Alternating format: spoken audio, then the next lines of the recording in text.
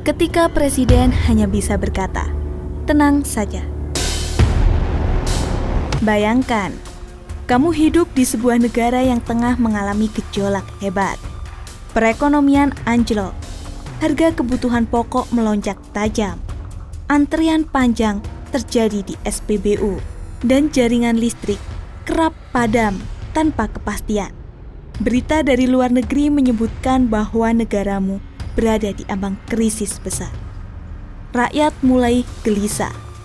Media sosial penuh dengan keluhan, spekulasi, dan kecemasan.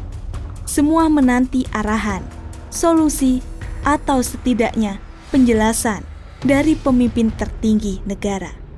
Lalu, muncullah sang presiden. Dengan wajah datar dan suara yang tenang, ia berdiri di hadapan kamera nasional dan hanya mengucapkan satu kata, "Tenang."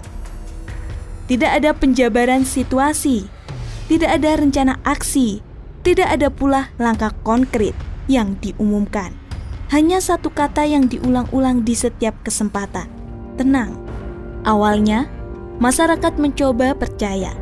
Mereka mengira mungkin saja presiden menyimpan strategi besar yang belum saatnya diungkap. Namun, hari berganti, minggu berlalu, dan kondisi semakin memburuk. Tak ada perubahan, tak ada tindakan nyata, dan presiden, ia tetap hanya berkata, "Tenang." Dari situlah perpecahan muncul. Sebagian rakyat tetap bertahan dengan keyakinan bahwa sang pemimpin tahu apa yang ia lakukan. Namun, sebagian lainnya mulai bertanya-tanya, apakah ini bentuk kepercayaan diri? Atau justru tanda bahwa ia sendiri telah kehilangan arah? Lalu datang malam keraguan. Di suatu kota kecil yang dulu damai, ribuan warga berkumpul di alun-alun. Mereka tidak lagi membawa poster-poster protes, tidak pula dengan teriakan marah. Mereka duduk diam, menyalakan lilin, dan satu persatu mulai menulis di tanah dengan kapur.